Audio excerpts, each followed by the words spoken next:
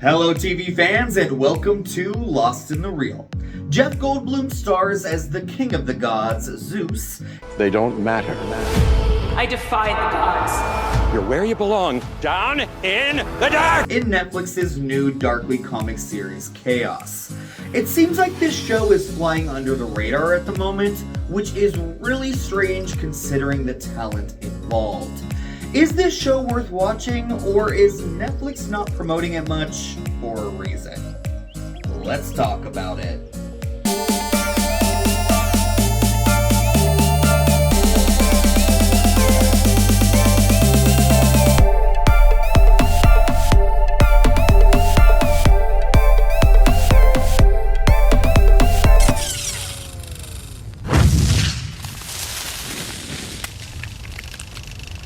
Kaos is a contemporary reimagining of Greek mythology, exploring themes of gender politics, power, and life in the underworld.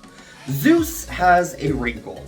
He's worried it might mean the end of the world, and it very well might. Because on Earth, three humans unaware of their importance or their connection to each other learn that they are component parts of an ancient prophecy.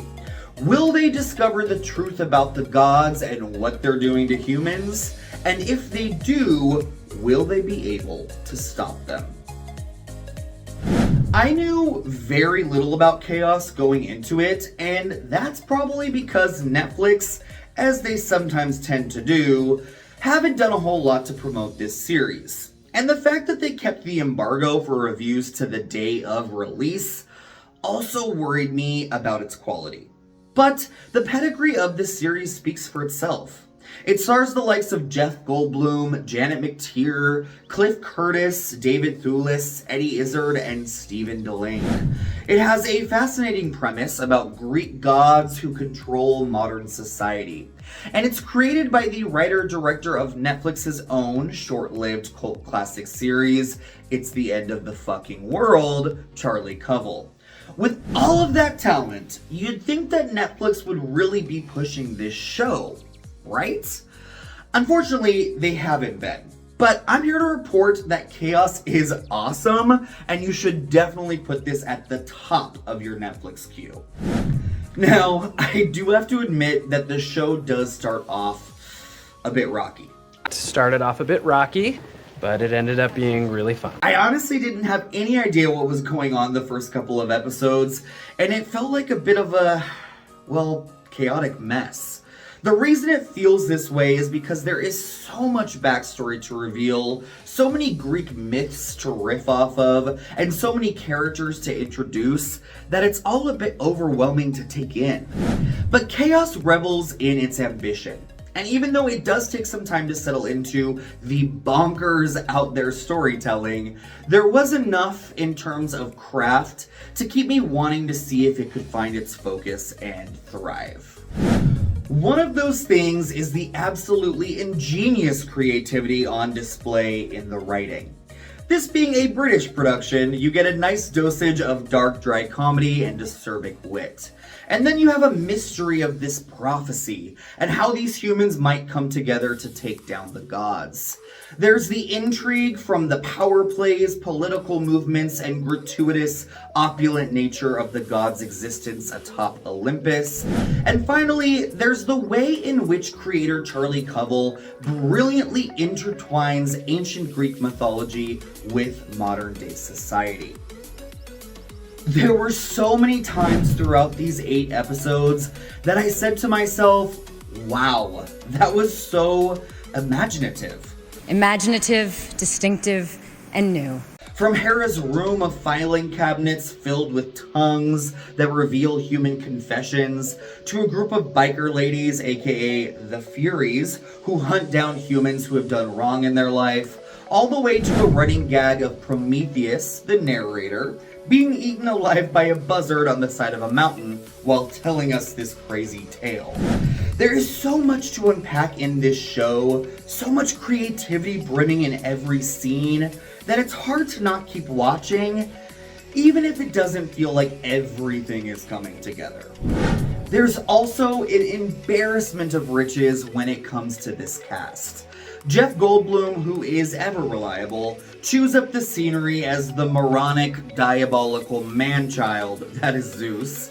Game of Thrones' Stephen Delane makes a wonderful narrator, and the way his character actually comes into play in the storyline itself is fascinating to see unfold. The underrated Debbie Mazar, who I will always cherish from Empire Records and Beethoven II. Floyd! Regina, What's on your head? it's a stump. I can't get it off. Bend over.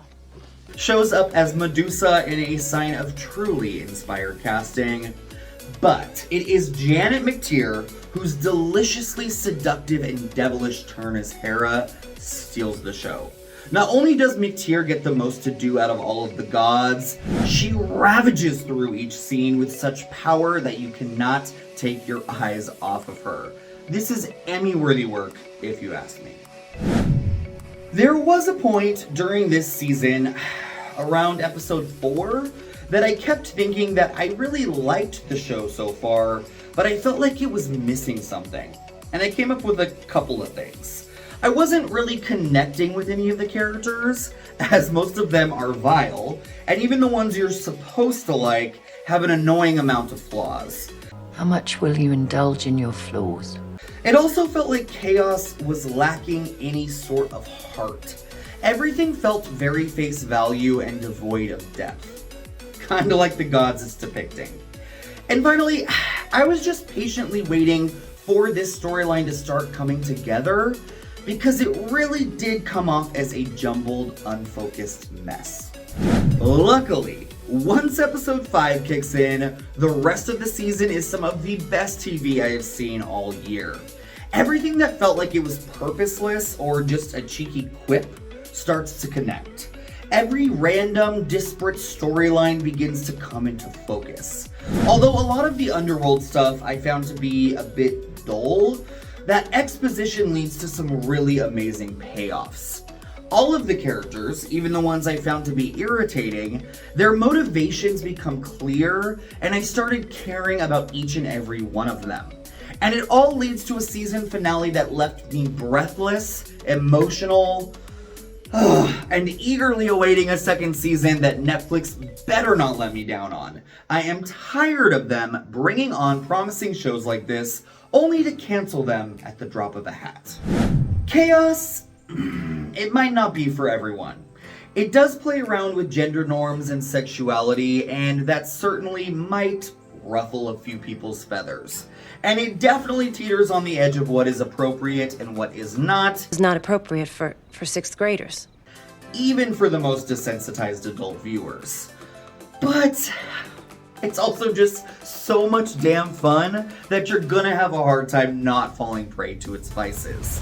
This is a showcase for great talent and creativity, and it also sports one hell of a soundtrack. Just make sure you give it some time and patience, and Kaos will reward you with one of the most brilliant, absorbing TV shows of the year. Thank you so much for watching Lost in the Reel. What are your thoughts on Kaos? Did it all come together for you? And are you looking forward to a second season? Sound off in the comment section down below. And until next time, my friends, take care.